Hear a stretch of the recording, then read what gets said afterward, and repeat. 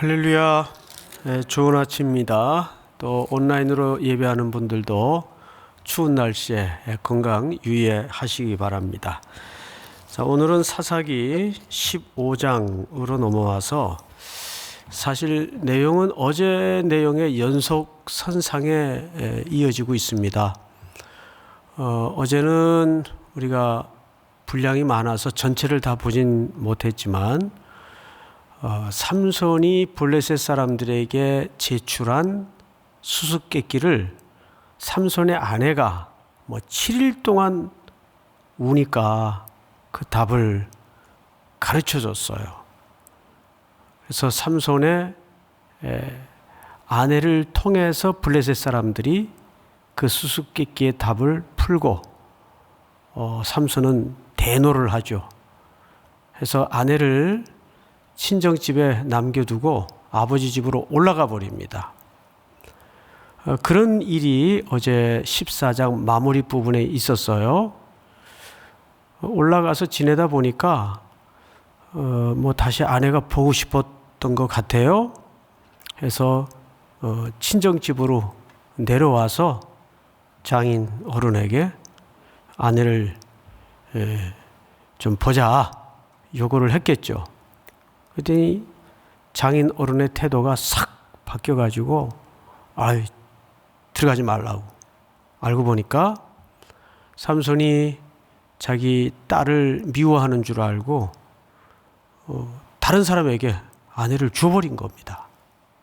이 황당한 일이 벌어진 거죠. 그러면서 장인 어른의 제안이 동생이 더 이쁘니까 동생을 데려가라. 이렇게 말도 안 되는 제안을 했어요. 삼손이 더 화가 나서 여기 여우라 그랬는데 이 슈알이라는 말은 사실 그 요즘 용어로 자칼 이런 의미가 더 가깝습니다. 근데 굳이 그걸 구분하지 않고 그냥 넓은 범주에서 여우라고 번역을 한 것 같아요. 여우를 2마리씩 꼬리를 묶었어요. 300마리를. 우린 쥐새끼 하나 잡는 것도 어려운데 하여간 삼손이 대단한 이 꾀가 있는 것 같아요. 그리고 이제 거기에다 불을 붙여서 블레셋 사람들의 가장 중요한 경제재인 농작물에 펄펄 뛰어다니게 만들었습니다. 그러니까 그 농작물이 어떻게 됐겠어요? 다 불타버린 겁니다.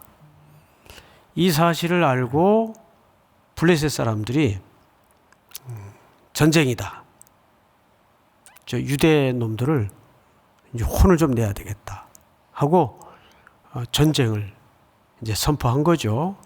그게 방금 읽었던 8절까지 주된 내용이에요. 그러자 우리 몇 절을 보시냐 하면 6절을 볼까요? 블레셋 사람들이 이르되 누가 이 일을 행하였느냐 하니 사람들이 대답하되 딥나 사람의 사위 삼손이니 장인이 삼손의 아내를 빼앗아 그의 친구에게 준 까닭이라 하더라. 블레셋 사람들이 올라가서 그 여인과 그의 아버지를 불사르니라. 그러니까 장인도 죽고 아내도 죽은 거예요. 그러자 7절 삼손이 그들에게 이르되 너희가 이같이 행하였은즉 내가 너희에게 원수를 갖고야 말리라 하고 블레셋 사람들의 정강이와 넓적다리를 크게 쳐서 죽이고 내려가서 에담 바위 틈에 머물렀더라. 그러니까 피가 뒤엉키는 보복과 살인과 다시 보복과 살인이 계속 반복되는 겁니다. 자, 그럼 이 패턴을 잘 이해하셔야 돼요. 삼손은 지금 이스라엘의 사사예요. 그렇죠? 나실이면서 사사예요. 근데 지금 삼손이 하는 일은 계속 뭘 하고 있습니까? 개인적인 욕망을 채우고 그 욕망이 어긋나면 다시 보복을 하고. 근데 그 보복의 대상이 블레셋일 뿐이에요. 그 블레셋은 유대의 원수의 나라일 뿐이에요. 어제 새벽에 이런 말씀을 드렸어요. 하나님은 인간의 실수, 연약함, 과도한 어떤 이런 넘어짐까지라도 사용하셔서 하나님의 경영을 만들어 가신다. 하나님이 이미 블레셋을 손보기로 경영하셨어요. 작정하셨어요. 그런데 그 블레셋을 손보는 방식이 삼손의 하나님에 대한 신앙과 순종이라는 방식을 통해 진행하지 않아요.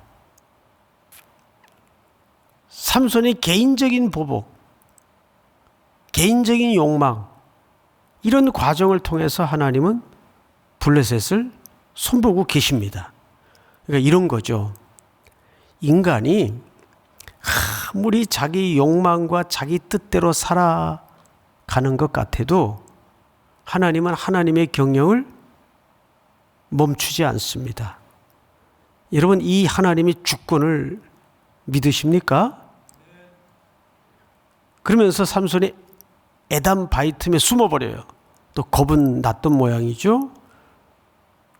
그래서 블레셋 사람들이 군대를 소집해서 유다 근처에 가서 진을 칩니다. 구절을 볼까요?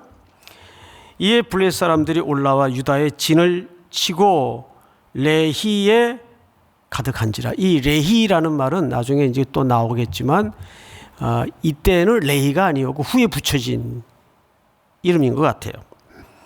이게 사실은 그 나귀의 턱뼈라는 의미를 말하기도 합니다. 가득한지라. 유다 사람들이 이르되 너희가 어찌하여 올라와서 우리를 치느냐? 그들이 대답하되 우리가 올라온 것은 삼손을 결박하여 그가 우리에게 행한 대로 그에게 행하려 함이로라 하는지라. 그러니까 블레셋이 이렇게 얘기한 거예요. 우리는 유다 치는 게 목적이 아니다. 에담 바위 틈에 숨은 삼손을 끌어내라. 우리 삼손에게만 손보면 된다. 그러면 유다 사람들은 누굽니까? 삼손과 동족이란 말이에요.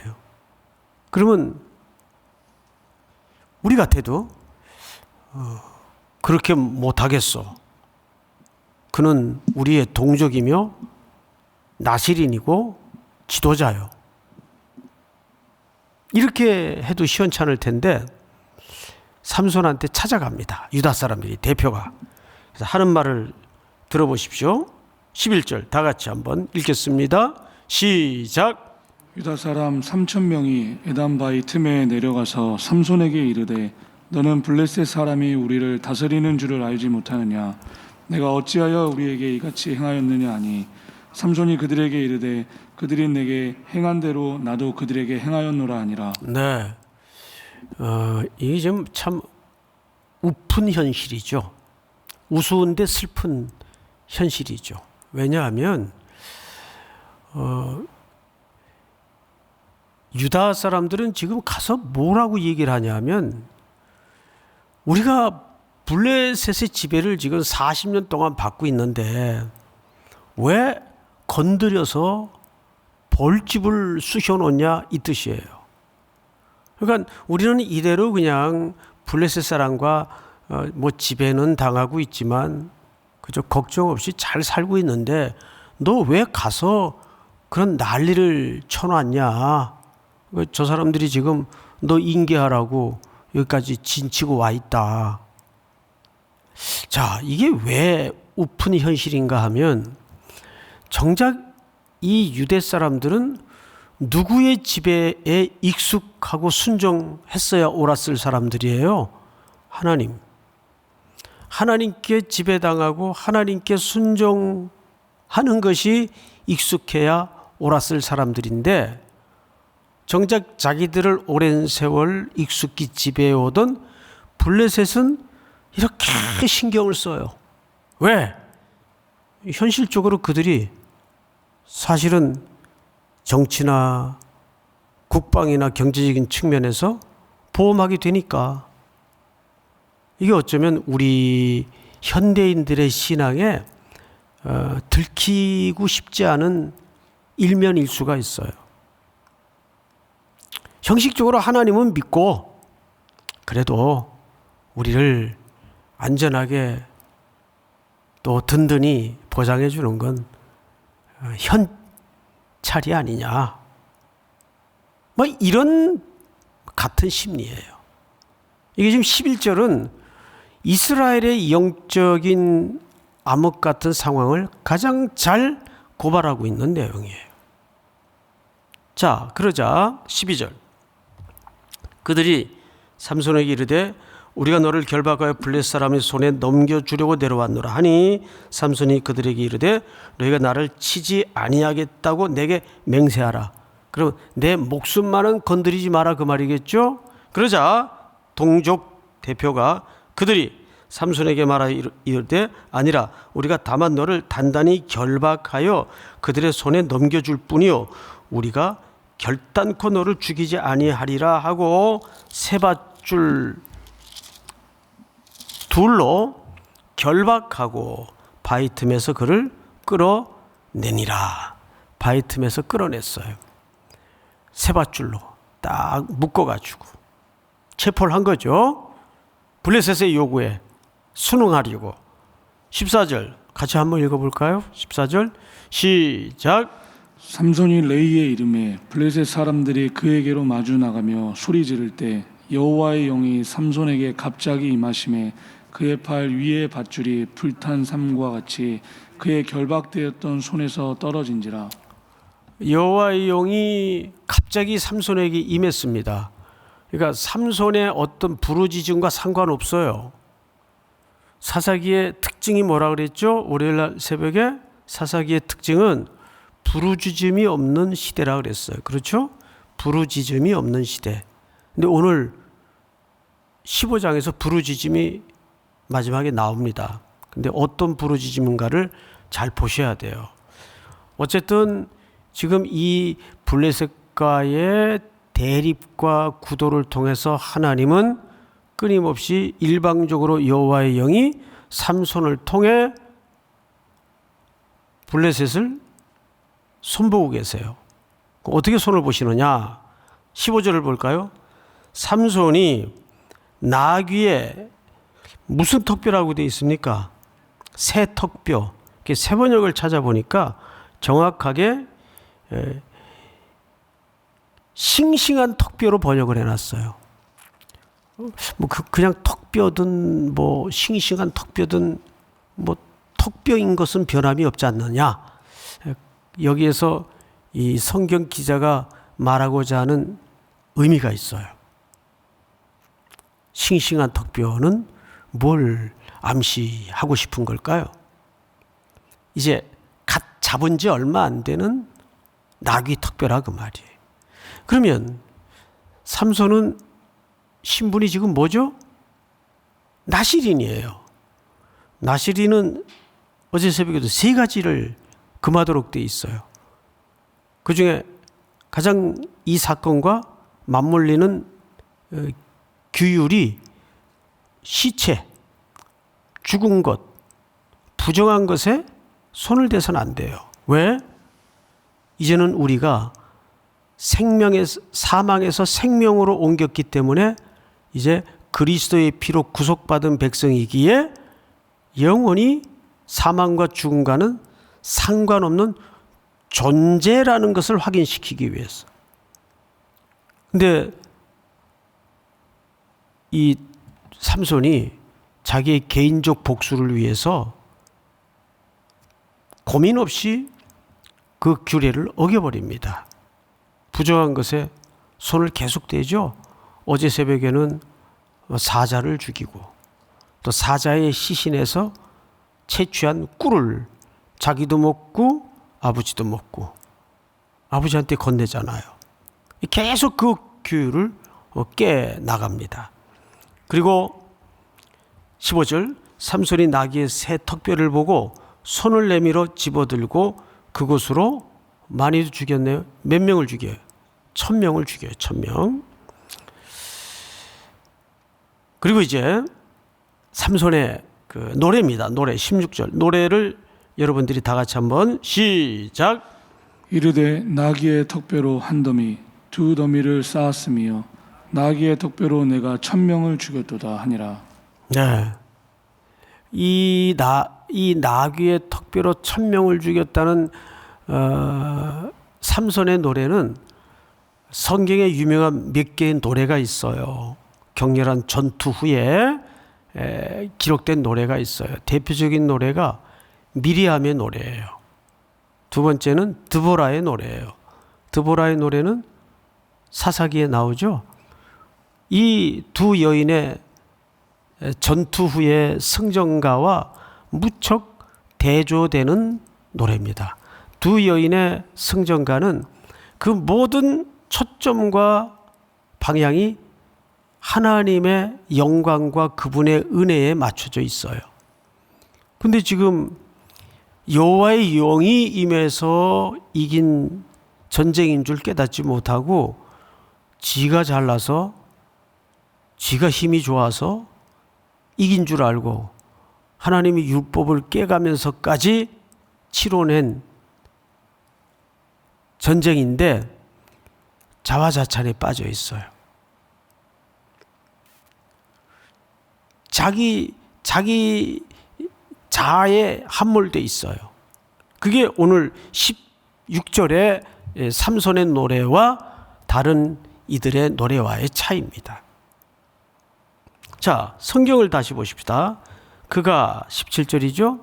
그가 말을 마치고 턱뼈를 자기 손으로 내던지고 그것을 뭐라 그랬어요?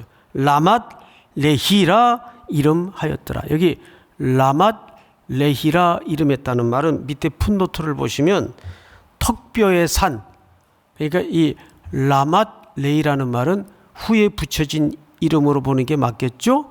턱뼈의 산이라는 별명을 붙여놓은 거예요. 그 지역에서.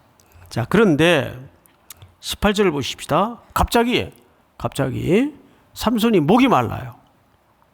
목이 말르니까 삼손이 자동 반사적으로 본능적으로 누구께 부르짖습니까? 예, 여호와께 부르짖어요. 예, 여기서 부르짖음이 나와요. 그러면 이 부르짖음은 민족의 멸망, 위기, 민족의 영적인 암흑, 그리고 자기들의 죄악, 우상 숭배, 이런 주제나 제목이 아니에요. 오로지 하나, 자기들의 필요, 어떤 절박함, 절실, 목마름. 갑자기 목이 마르니까 하나님께 목이 마르다고 부르짖습니다. 18절을 보세요. 삼손이 심히 목이 말라 여호와께 부르짖어 이르되 주께서 종의 손을 통하여 이 구원을 베푸셨사오나 내가 이제 목말라 죽어서 할례 받지 못한 자들의 손에 떨어지겠나이다 하니, 저는 이 본문을 읽으면서 참 이 인간이 얄밉다라는 생각이 들어요. 지가 개인적으로 목마를 때는 온갖 종교적인 언어는 다 갖다 붙여놔요. 뭐 할례, 여호와, 뭐 블레셋의 원수. 근데 그 알맹이를 뒤집어서 까서 들어가면 핵심에 뭐가 건져져요? 그 개인적인 욕망이에요. 개인적인 필요. 그러자 19절, 하나님이 레이에서 한 우묵한 곳을 터뜨리시니 거기서 물이 솟아나오는지라 삼손이 그것을 마시고 정신이 회복되어 소생하니 그러므로 그 샘 이름을 뭐라고 했어요? 그 유명한 이름이죠. 에낙고레. 2절을 그 풋노트 2번을 보니까 부르짖는 자의 샘이란 뜻이에요. 에낙고레.